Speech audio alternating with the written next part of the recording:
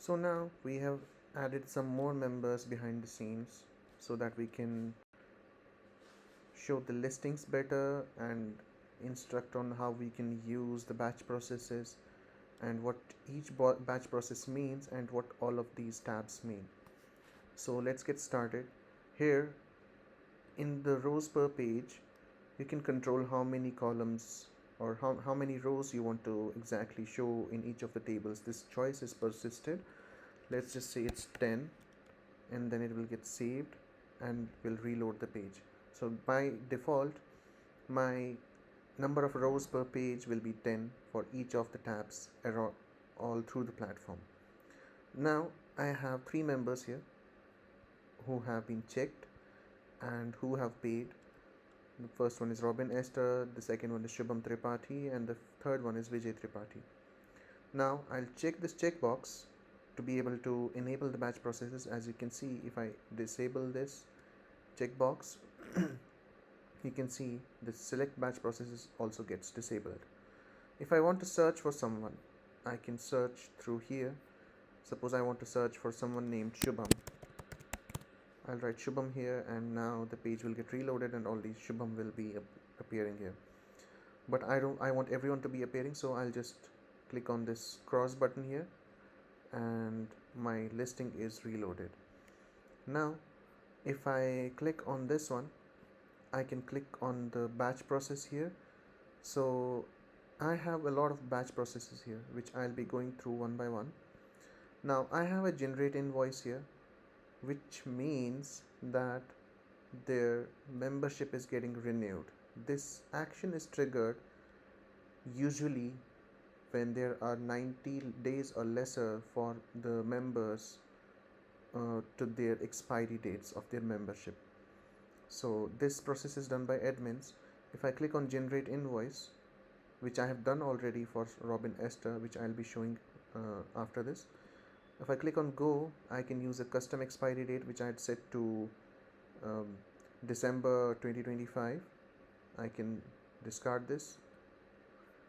If I click on Robin Esther, open it in a new tab, I'll show you. If I go through here, let's say transactions, you can see I have created this transaction for them with that batch process. So they have to pay $100. This invoice is, the generate invoice serves that purpose. I'll just close this tab and go back. Now I have some more batch processes I want to go through, which is generate add-on invoices. Let's click on go. I have two add-ons here, which is the Netflix subscription and participation in event dinners. Let's say I want the member to be reminded after this invoice. I will definitely remind the member after generating this invoice for them, so that they can come back and pay for this. I can use a custom expiry date. Let's say I set it to custom, let's say 31st December. They have to pay by 31st December for this Netflix subscription. So let me process this. Now this is processed. You can see this didn't appear here, which happened for a reason, because initially we had no add-ons on this user. And if we check to the add-ons tab, there are no add-ons found. So this generation of add-on invoice happens only in the case of renewal. Since it was a batch process, it went through, but there are no changes here. So let's go back to memberships now. Now if I was to show you more batch processes, it is email. I can choose to email an n number of members. I can click on this. I can select a template. Let's say it's related to confirmation.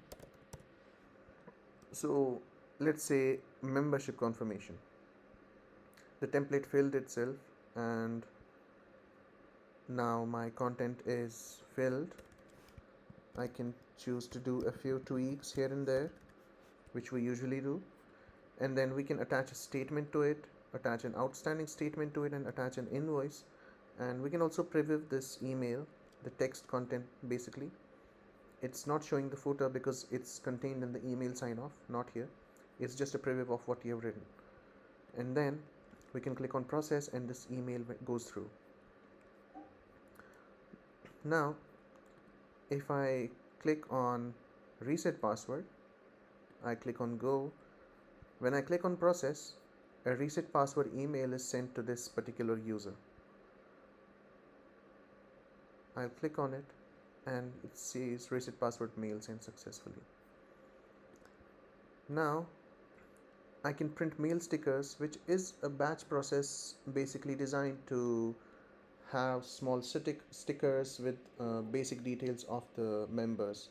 There could be multiple use cases to this, so let's leave it at that. It basically sends a mail with all those details in a PDF form. Now if we click on print invoice, what it does is it can print invoices. Not basically directly print, it sends us a mail with the PDF, and that PDF is printable, and then we can print that. So here we can select the expiry date for the invoices. We can discard this. We can check members. If the member, since there are multiple listings around here, some of them, let's say we are in the unchecked tab, we have 3 members who are not checked. So let's just say I want to check this one, or I want to check multiple ones. I can click on check members and click on go, and this is a batch process designed to do this on a bulk basis. Let's say I click on process, and now this member David Tyler is checked. If I go back to members, I think it should be there, or it should be in incomplete, I guess. I'll have to check. Okay, so all of these tabs have the same batch processes, which I'll go into later, but for now I want to show the batch process. Now I want to show you another batch process, which is assign a sub-member. Let's say I want to assign Vijay Tripathi to the corporate membership of Robin Esther, which is Nickel Fox. So let's say I click on this one, assign a sub-member, click on go, and I'll search for Robin, and I can find Robin Esther here. I can click on process, and now I can see the parent membership has exceeded its child limit. So let's just detach someone. Let's open up Robin Esther in the new tab and find its sub members. Let's say I detach Vijay Ahuja. Now this member is detached. I'll go back to this listing now in another tab. So I can click on Vijay Tripathi now, click on batch processes, assign a sub member, click on go, and now I can find this Robin Esther again and click on process. Now this user is successfully assigned as a sub member, which can be confirmed by clicking here and checking sub members. Vijay Tripathi is a member here now. Now let's go back to memberships. So I have Shubham Tripathi here. I can change their membership type. So he's a front-end developer in the membership types. Let's just say I want to give him support or database developer. Let's say we give him database developer and click on process. This can be done for n number of users. If I click on all of them, I can change their membership types. Now let's do some further batch processes. Make not renewing. So sometimes if someone cancelled their membership, we still give them benefits till the end of their tenure. So let's say someone's membership is finishing on it's 1st December today, and their membership is expiring on 30th. They cancelled their membership, but now we'll still give them benefits till 30th of December, but we will make it not renewing. So make not renewing does that. If we click on go, I just have to process this and it gets processed. Then we have merge membership. Sometimes we have one user who has multiple memberships of the same parent or same organization. So we can sometimes merge those users. Sometimes people forget their email IDs, their passwords. In that case, this is a useful option.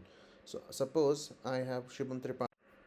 We saw how we can change the membership types, we can make them non-renewing, we can merge memberships. Now we'll talk about how to allocate an add-on to each member.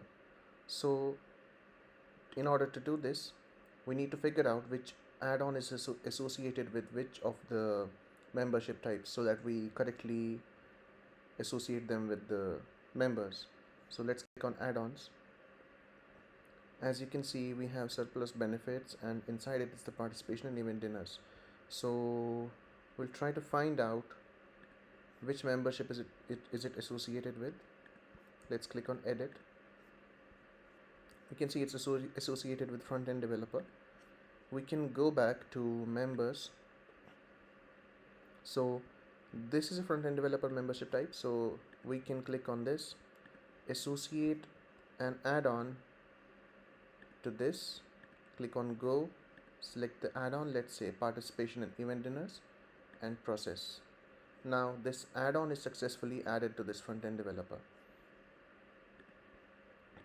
There are a few other batch processes that we have here. However, these are related to legacy purposes, and there's one option of delete unchecked which we'll come to in a moment. Now if we go to, this is a tab which shows members which have been checked and whose transactions have been processed. Now if we go to incomplete tab, we can see a few of these here. Their profiles are incomplete. What does an incomplete mean? So if we click on this, we can see that we have a complete checkbox here. The ones which are marked as complete here are the ones which then appear in the member tab. Let's click on this and save. Now if I go back to memberships and try to check if it's incomplete now, it won't appear now. Now I have these three here, and I have the same batch processes as I had in the previous tab, but yes, I can delete some of the memberships which are unchecked. Let's go to the unchecked tab to see if any of the memberships are unchecked now. Now let's see, this unchecked tab has 2 users, and if I want, I can click on the batch process here and click on delete unchecked and click on go, and once I process this unchecked delegate or registration would be deleted. Now if I go to expiring tab, the logic behind expiring tab is that we can see any of those members whose membership is expiring soon, and expired tab has the logic of showing those members whose membership has already expired. Outstanding shows us which delegates have some amount outstanding, which is a lot of delegates here or members here. We can also click on billable to show which members have billables pending. Alright, so now we have corporate parents. Corporate parents is basically a listing of those users which register as an organization in the membership, and then as I already depicted how they are part of the process and how they register themselves to the organization, and they are shown as organization instead of the users. So if I click on this one, it will show me the corporate membership of Nickel Fox, which is managed by Robin Esther. Right, now we can go back one step and click on corporate parents. So this is a listing of corporate parents, and then we have sub members. Any of the sub members that have been added to those 2 corporate parents will appear here. Not renewing, if I had marked someone as cancelled and their membership is supposed to get cancelled after their current period expiry date, then they'll appear here, which is Prashant Kumar. His expiry date has been set as the current period expiry date because he has cancelled and it's not going to renew. Now we have non-corporate, which means any of the users that are not corporate. So here they are. This is showing corporate membership because this person doesn't have their own registration, which is equivalent to none. Then we have attached members, which are attached to some kind of corporate. And then we have detached members, which are not attached to any of the corporates. Then we have full member list, which shows us basically the users who have been checked, and all historical members shows us all of the members without any filters, regardless of whether they are expired, whether they are expiring, corporate, sub-member. It displays everything. Without email, it's supposedly those users which have been added as a sub-member or have been migrated from a corporate parent. They appear as without an email, so that's why this NA is written in front of them, which is basically not available. And then no assigned type is basically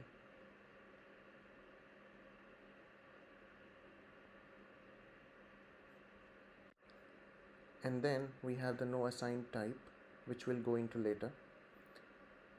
And with this we have completed the tabs of membership and all the associated actions with this. Thank you.